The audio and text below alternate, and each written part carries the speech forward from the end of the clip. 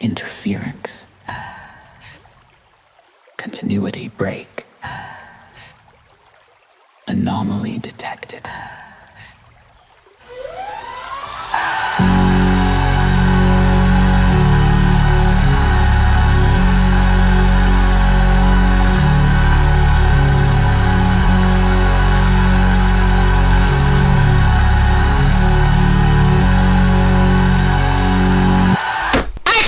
Epinoia did not run, because transcendentals do not run. To rush is to stir the wind, and the wind erases footprints.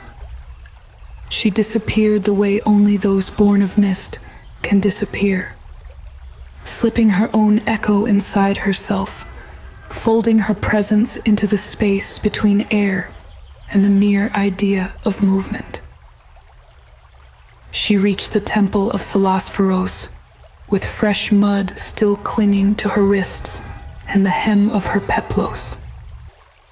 At the edge of the main path, Epinoia stopped. Still barefoot, she felt the threshold, that invisible boundary where Earth ceases to be wild memory and becomes registered territory. The wind whispered in binary code. The trees tuned their leaves to the pulse of environmental controls. She took a deep breath with the awareness of someone about to exist again under the eye that forgets everything and remembers everything. She reached inside her peplos, pulled out the sandals of the first step, and held them in her palms for a moment, the way one strokes the bones of an ancestor. As she put them on, she felt the electric pull of the deep network, that nameless bite where skin ceases to be yours and becomes document. The sandals trembled ever so slightly, recognizing their wearer, like an animal that forgets but never completely. They molded to her feet. Her first step onto the official path triggered the reconnection protocol. The network sniffed her out, cataloged her, placed her back into her exact position. Within the temple's vibratory map, she was no longer free. She was no longer invisible. Every step she took was recorded in the central archive, like a breath woven into an infinite poem. Every intention left a visible shadow in the vibratory net, an electromagnetic echo for the Council's algorithms to read the way one reads tea leaves. And yet, beneath the authorized soul, beneath the connected skin, beneath the perfected technology, the mud remained. Epinoia returned to the temple with her head held high and feet full of scars that, though interpretable, would never be understood. The ritual air conditioning, that precise blend of synthetic incense and ozone programmed to modulate auras, dried the sweat at the nape of her neck, leaving behind an uncomfortable sense of artificial coolness. Hypatia and Cassandra were waiting. Cassandra, perched on the windowsill, smoked a cigarette that changed the color of her aura with every drag. Hypatia read in front of the mirror, the book heavy in her hands.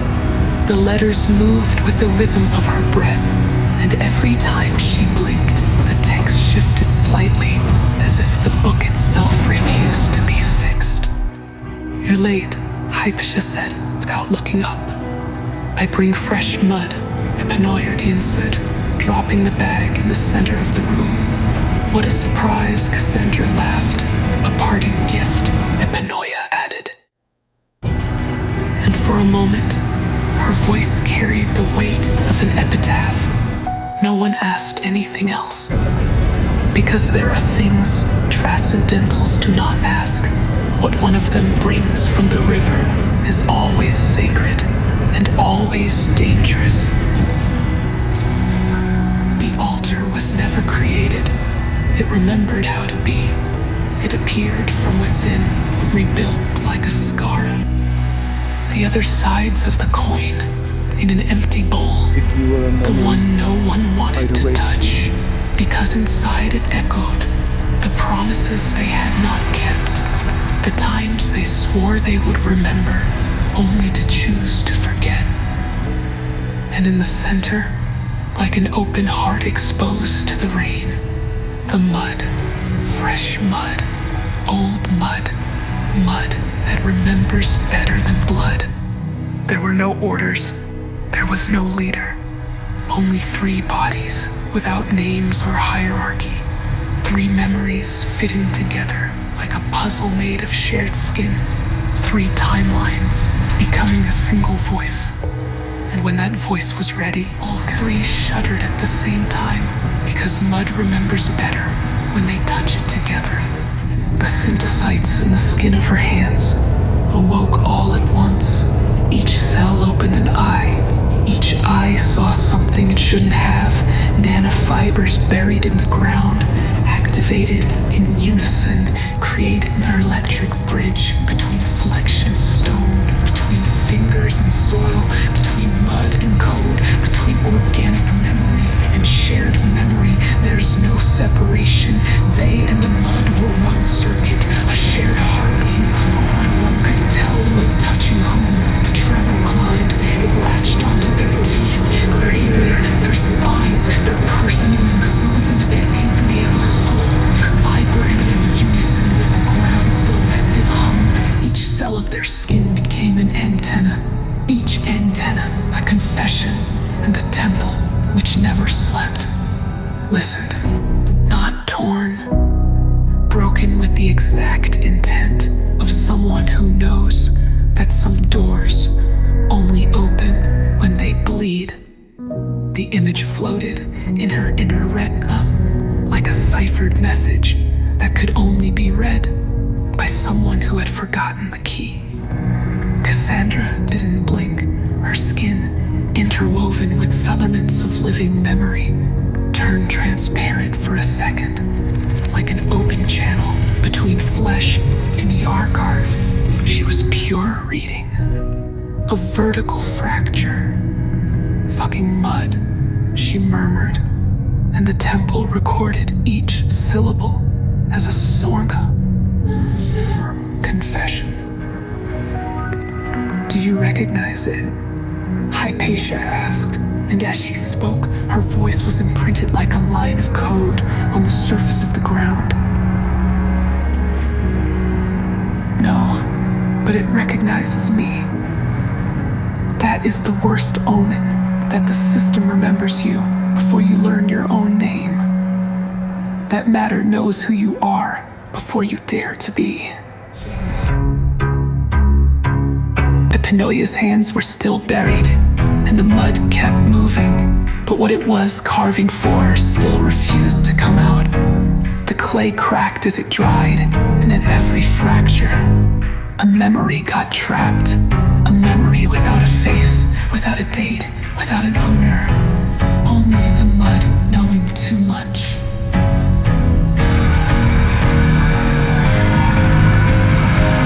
Cassandra whistled. The whistle wasn't come out. It slipped like a sweet glitch through the temple's living network. Every connected transcendental felt the whistle on their tongue, like a sting, a camouflaged alert. Looks like we're drinking tonight. None of them laughed. Their echo was being read, scanned, logged, archived as an inevitable future. That's why they only smiled inside, because when the temple thought it had captured the echo, all 3 of them redirected it with a gesture, with a blink, with a synchronized breath that lasted less than a second. What the temple recorded was a false echo, a conceptual misalignment, a deliberate misreading of their future history. Because mud is not only memory, it is also lie. They had learned that as children when they played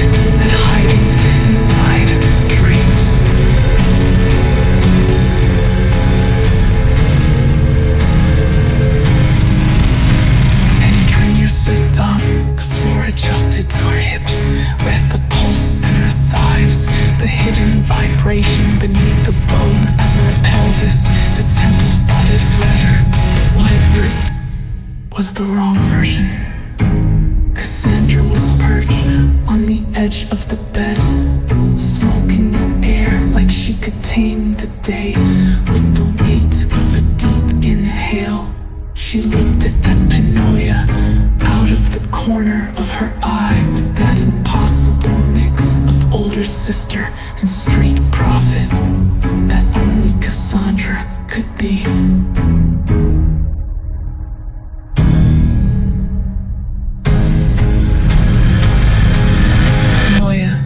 Promise me something. Epinoia didn't look up. She knew that promises were traps disguised as tenderness. What is it? That you won't question the future when you're alone. Epinoia exhaled like she meant to laugh, but the breath broke halfway through. I've been hearing the future since before I knew my own name. Cassandra crushed her cigarette against the windowsill, like she was stamping out an uncomfortable possibility. That's not the same thing as opening the door for it and sitting it down for dinner. Her bare knees stained with mud, the light filtering through the dust, like a lazy omen. The sun carved a broken spiral on the floor. I'm not gonna promise you something I can't keep.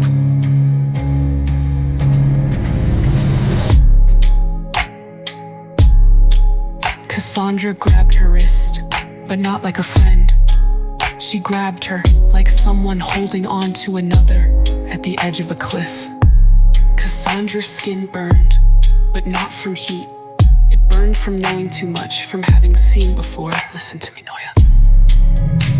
Her voice carried the specific weight of real curses. I don't care what the old Transcendental Council taught you. The future is a beast that smells fear. If you ask it while trembling, it will lie to comfort you. If you ask it calmly, it will spit in your face what no one wants to see. And if you dare love it, it will bite you until you become its flesh. Epinoia felt that vertical hollow, thin and deep, that opens in your stomach when someone speaks the exact truth you weren't ready to receive. Cassandra let go of her wrist with the roughness of someone who loves too much to be gentle. Then do me a favor, remember. And her words stayed floating like a ghost no one invited, but still sat at the table.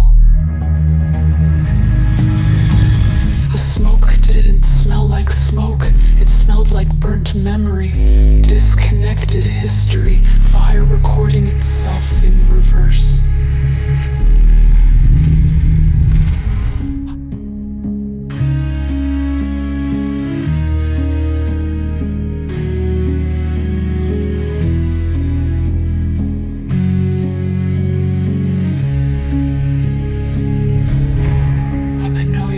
Surprised, we all become stories written by others. Not like this.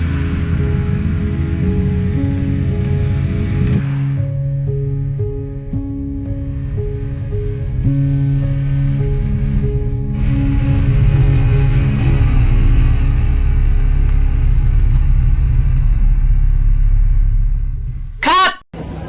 Vamos a comer ya. Oye, cheers. Pizza cheers. Pizza cheers. Pizza cheers.